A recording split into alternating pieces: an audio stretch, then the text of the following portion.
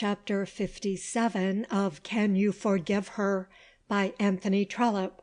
This recording is in the public domain, read by Dion Gines, Salt Lake City, Utah.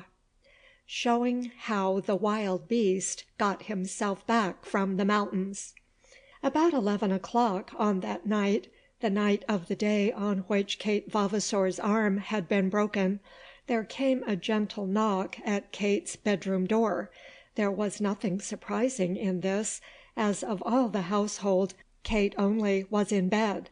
Her aunt was sitting at this time by her bedside, and the doctor, who had been summoned from Penrith, and who had set her broken arm, was still in the house, talking over the accident with John Vavasor in the dining-room, before he proceeded back on his journey home. "She will do very well," said the doctor. "It's only a simple fracture. I'll see her the day after to-morrow." "Is it not odd that such an accident should come from a fall whilst walking?" asked Mr. Vavasor. The doctor shrugged his shoulders. "One never can say how anything may occur," said he. "I know a young woman who broke the os femoris by just kicking her cat. At least she said she did." "Indeed! I suppose you didn't take any trouble to inquire?" "Not much. My business was with the injury, not with the way she got it. Somebody did make inquiry, but she stuck to her story, and nothing came of it. Good night, Mr. Vavasor. Don't trouble her with questions till she has had some hours' sleep, at any rate." Then the doctor went, and John Vavasor was left alone, standing with his back to the dining-room fire. There had been so much trouble and confusion in the house since Kate had fainted, almost immediately upon her reaching home, that Mr. Vavasor had not yet had time to make up his mind as to the nature of the accident which had occurred. Mrs. Greenow had at once ascertained that the bone was broken, and the doctor had been sent for. Luckily he had been found at home, and had reached the Hall a little before 10 o'clock. In the meantime, as soon as Kate recovered her senses, she volunteered her account of what had occurred.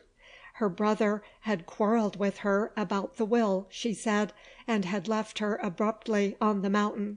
She had fallen, she went on to say as she turned from him, and had at once found that she had hurt herself. But she had been too angry with him to let him know it, and indeed she had not known the extent herself till he had passed out of her sight.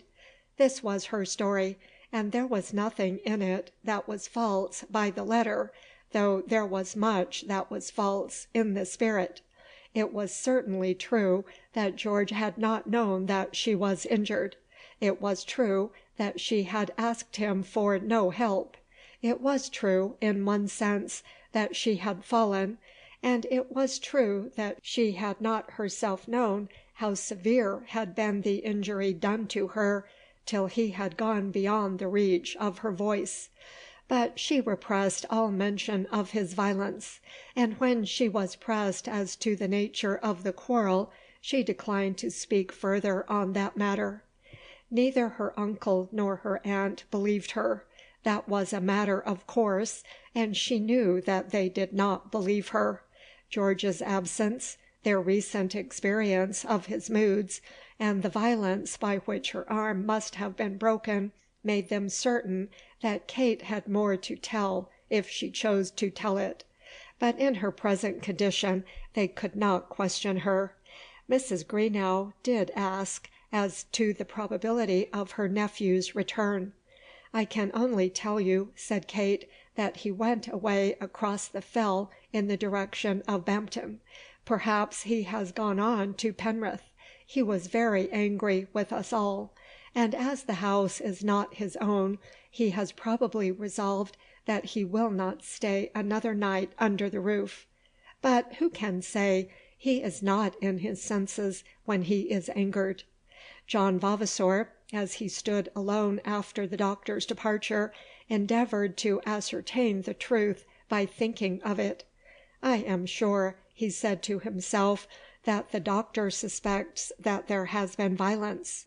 I know it from his tone, and I can see it in his eye. But how to prove it? And would there be good in proving it? Poor girl! Will it not be better for her to let it pass as though we believed her story?" He made up his mind that it would be better. Why should he take upon himself the terrible task of calling this insane relation to account for an act which he could not prove? The will itself, without that trouble, would give him trouble enough. Then he began to long that he was back at his club, and to think that the signing-room in Chancery Lane was not so bad. And so he went up to his bed, calling at Kate's door to ask after the patient. In the meantime there had come a messenger to Mrs. Greenow, who had stationed herself with her niece. One of the girls of the house brought up a scrap of paper to the door, saying that a boy had brought it over with a cart from Shap, and that it was intended for Miss Vavasor, and it was she who knocked at the sick-room door. The note was open and was not addressed. Indeed, the words were written on a scrap of paper that was crumpled up rather than folded, and were as follows: "Send me my clothes by the bearer. I shall not return to the house." Mrs. Greenow took it in to Kate, and then went away to see her nephew's things duly put into his portmanteau. This was sent away in the cart, and Mr. Vavasor, as he went upstairs, was told what had been done. Neither on that night or on the following day did Mrs. Greenow ask any further questions. But on the morning after that, when the doctor had left them with a good account of the broken limb, her curiosity would brook no further delay, and indeed indignation as well as curiosity urged her on. In disposition she was less easy, and perhaps less selfish, than her brother. If it were the case that that man had ill-treated his sister, she would have sacrificed much to bring him to punishment. "Kate," she said, when the doctor was gone, "I expect that you will tell me the whole truth as to what occurred between you and your brother when you had this accident." "I have told you the truth." "But not the whole truth." "All the truth I mean to tell, aunt. He has quarrelled with me, as I think, most unnecessarily, but you don't suppose that I am going to give an exact account of the quarrel. We were both wrong, probably, and so let there be an end of it." "Was he violent to you when he quarrelled with you?" "When he is angry he is always violent in his language." "But did he strike you?" "Dear aunt, don't be angry with me if I say that I won't be cross-examined. I would rather answer no more questions about it. I know that questioning can do no good."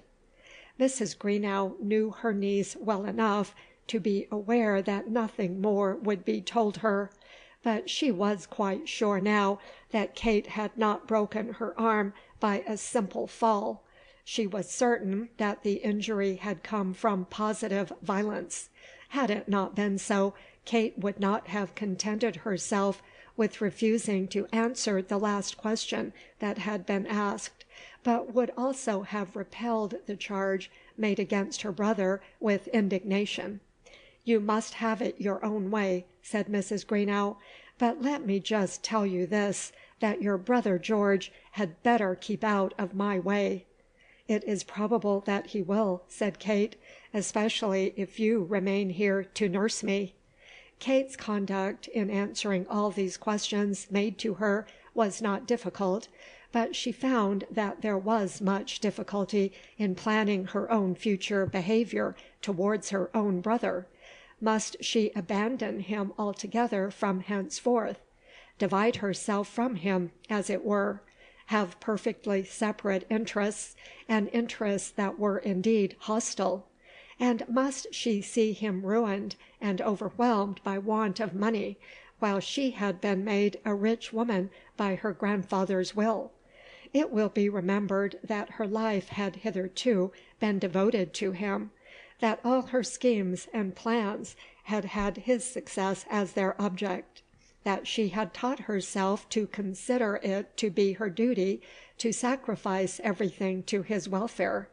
It is very sad to abandon the only object of a life.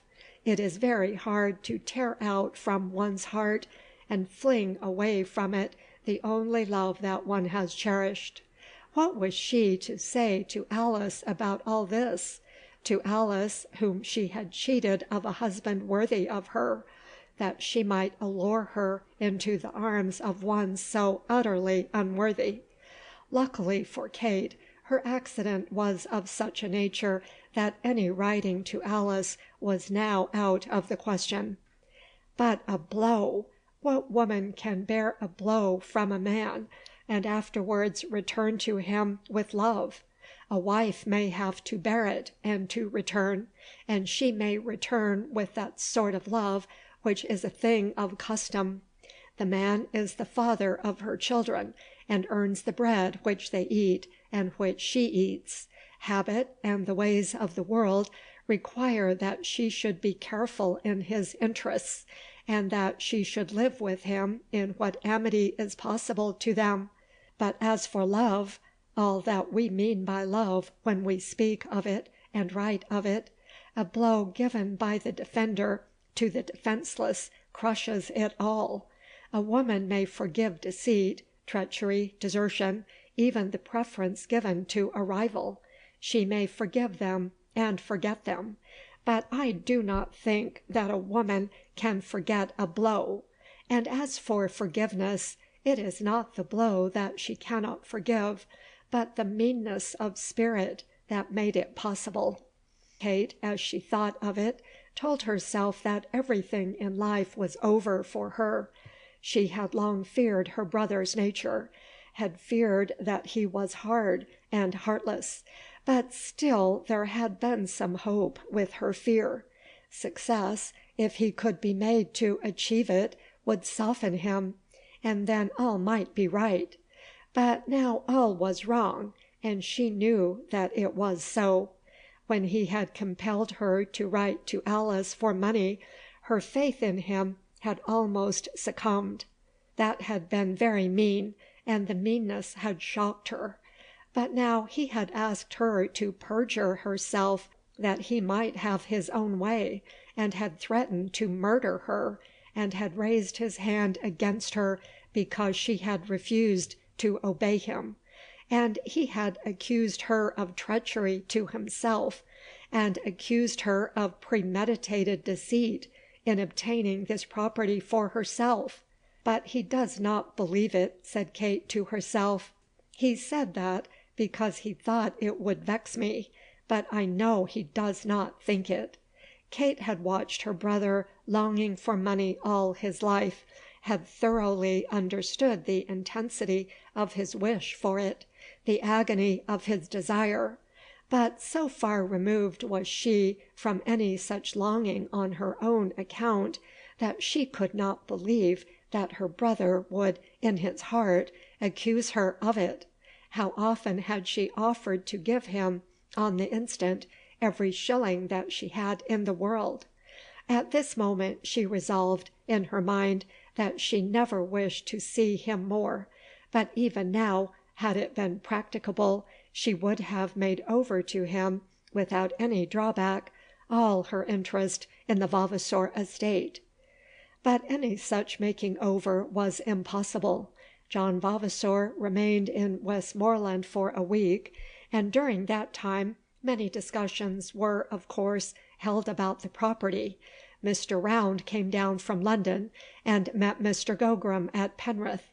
As to the validity of the will, Mr. Round said that there was no shadow of a doubt. So an agent was appointed for receiving the rents, and it was agreed that the old hall should be let in 6 months from that date. In the meantime, Kate was to remain there till her arm should become strong, and she could make her plans for the future. Aunt Greenow promised to remain at the Hall for the present, and offered, indeed, indefinite services for the future, as though she were quite forgetful of Captain Belfield. Of Mr. Cheesacre she was not forgetful, for she still continued to speak of that gentleman to Kate, as though he were Kate's suitor, but she did not now press upon her niece the acceptance of Mr. Cheesacre's hand as an absolute duty. Kate was mistress of a considerable fortune, and though such a marriage might be comfortable, it was no longer necessary. Mrs. Greenow called him poor Cheesacre, pointing out how easily he might be managed, and how indubitable were his possessions; but she no longer spoke of Kate's chances in the marriage market as desperate, even though she should decline the Cheesacre alliance. "A young woman with 600 a year, my dear, may do pretty nearly what she pleases," said Aunt Greenow. "It's better than having 10 years' grace given you." "And will last longer, certainly," said Kate. Kate's desire was that Alice should come down to her for a while in Westmoreland before the 6 months were over, and this desire she mentioned to her uncle. He promised to carry the message up to Alice, but could not be got to say more than that upon the subject. Then Mr. Vavasor went away, leaving the aunt and niece together at the Hall. "What on earth shall we do if that wild beast shows himself suddenly among us women?" asked Mrs. Greenow of her brother. The brother could only say that he hoped the wild beast would keep his distance. And the wild beast did keep his distance, at any rate as long as Mrs. Greenow remained at the Hall. We will now go back to the wild beast, and tell how he walked across the mountains in the rain to Bampton, a little village at the foot of Haweswater. It will be remembered that after he had struck his sister he turned away from her, and walked with quick steps down the mountain side, never turning back to look at her. He had found himself to be without any power of persuasion over her, as regarded her evidence to be given, if the will were questioned. The more he threatened her, the steadier she had been in asserting her belief in her grandfather's capacity. She had looked into his eye and defied him, and he had felt himself to be worsted. What was he to do? In truth, there was nothing for him to do. He had told her that he would murder her, and in that state of mind to which his fury had driven him, murder had suggested itself to him as a resource to which he might apply himself. But what could he gain by murdering her, or at any rate by murdering her then, out on the mountain side? Nothing but a hanging. There could be no gratification even to his revenge. If indeed he had murdered that old man, who was now unfortunately gone beyond the reach of murder, if he could have poisoned the old man's cup before that last will had been made, there might have been something in such a deed. But he had merely thought of it, letting "I dare not wait upon I would," as he now told himself, with much self-reproach. Nothing was to be got by killing his sister, so he restrained himself in his passion, and walked away from her, solitary, down the mountain. The rain soon came on, and found him exposed on the hillside. He thought little about it, but buttoned his coat, as I have said before, and strode on. It was a storm of rain, so that he was forced to hold his head to one side as it hit him from the north. But with his hand to his hat, and his head bent against the wind, he went on till he had reached the valley at the foot, and found that the track by which he had been led thither had become a road. He had never known the mountains round the Hall as Kate had known them, and was not aware whither he was going. On one thing only had he made up his mind since he had left his sister, and that was that he would not return to the house. He knew that he could do nothing there to serve his purpose. His threats would be vain impotence. he had no longer any friend in the house. He could hardly tell himself what line of conduct he would pursue, but he thought that he would hurry back to London and grasp at whatever money he could get from Alice. He was still, at this moment, a member of Parliament, and as the rain drenched him through and through, he endeavoured to get consolation from the remembrance of that fact in his favour.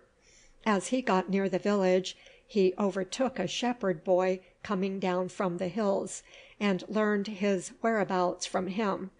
"Bampton," said the boy, with an accent that was almost Scotch, when he was asked the name of the place. When Vavasor further asked whether a gig were kept there, the boy simply stared at him, not knowing a gig by that name. At last, however, he was made to understand the nature of his companion's want, and expressed his belief that John Applethwaite, up at the Craig's Yawn, had got a mickle cart. But the Craig's was a farmhouse, which now came in view about a mile off, up across the valley, and Vavasor, hoping that he might still find a speedier conveyance than John Applethwaite's mickle cart, went on to the public house in the village.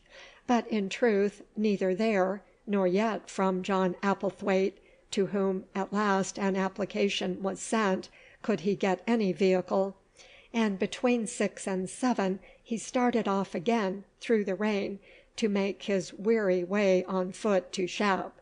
The distance was about 5 miles, and the little byways lying between walls were sticky and almost glutinous with light-coloured, chalky mud.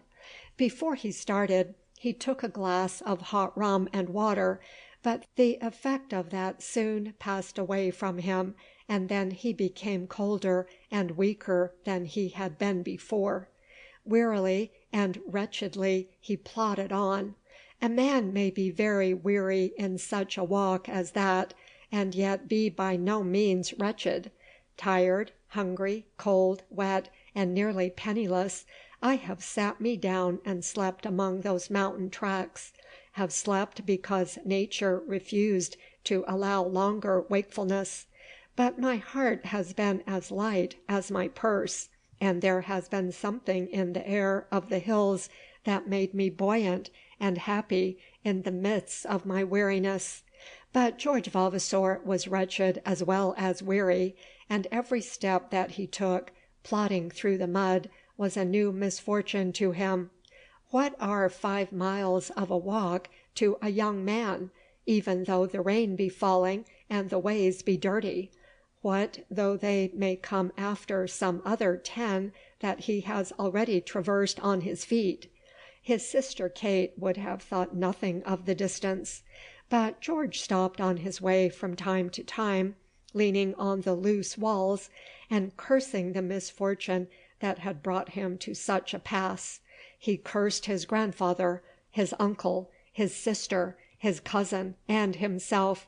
He cursed the place in which his forefathers had lived, and he cursed the whole county. He cursed the rain and the wind and his town-made boots, which would not keep out the wet slush. He cursed the light as it faded, and the darkness as it came. Over and over again he cursed the will that had robbed him, and the attorney that had made it. He cursed the mother that had borne him, and the father that had left him poor. He thought of Scrooby, and cursed him, thinking how the money would be again required of him by that stern agent. He cursed the House of Commons, which had cost him so much, and the greedy electors who would not send him there without his paying for it. He cursed John Grey as he thought of those £2,000, with double curses. He cursed this world and all worlds beyond, and thus cursing everything, he made his way at last up to the inn at Shap. It was nearly 9 when he got there. He had wasted over an hour at Bampton in his endeavour to get John Applethwaite's cart to carry him on, and he had been 2 hours on his walk from Bampton to Shap. 2 hours amidst his cursing. He ordered supper and brandy and water, and, as we know, sent off a Mercury for his clothes. But the Mercuries of Westmoreland do not move on quick wings, and it was past midnight before he got his possessions. All during this time he had by no means ceased from cursing, but continued it over his broiled ham, and while he swallowed his brandy and water, he swore aloud, so that the red-armed servant at the inn could not but hear him, that those thieves at the hall intended to rob him of his clothes, that they would not send him his property. He could not restrain himself, though he knew that every word he uttered would injure his cause, as regarded the property in Westmoreland, if ever he could make a cause. He knew that he had been mad to strike his sister, and cursed himself for his madness. Yet he could not restrain himself. He told himself that the battle for him was over, and he thought of poison for himself. He thought of poison and a pistol, of the pistols he had ever loaded at home, each with 6 shots, good for a life apiece. He thought of an express train rushing along at its full career, and of the instant annihilation which it would produce. But if that was to be the end of him, he would not go alone. No, indeed. Why should he go alone, leaving those pistols ready loaded in his desk? Among them they had brought him to ruin and to death. Was he a man to pardon his enemies when it was within his power to take them with him down, down, down? What were the last words upon his impious lips, as with bloodshot eyes, half drunk and driven by the fury, he took himself off to the bed prepared for him, cursing aloud the poor red-haired girl as he went, I may not utter here. End of chapter 57.